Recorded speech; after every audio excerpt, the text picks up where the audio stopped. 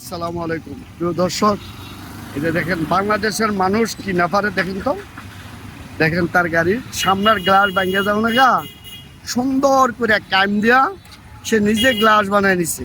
এই যে দেখেন, সে নিজে গ্লাস বানায় নিছে। এই যে দেখেন কি সুন্দর একটা গ্লাস তৈরি করছে। এই যে দেখেন মডিফাই কি করে করছে।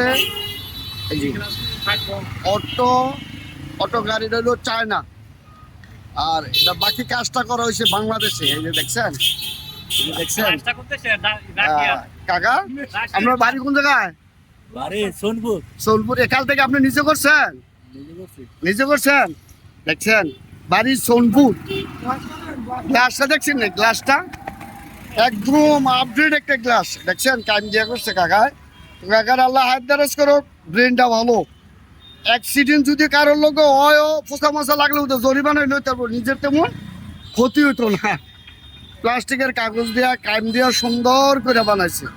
তো দর্শক, এটা কেমন হলো একটু জানাবেন কমেন্ট বক্সে। হ্যাঁ, এই যে আসসালামু আলাইকুম।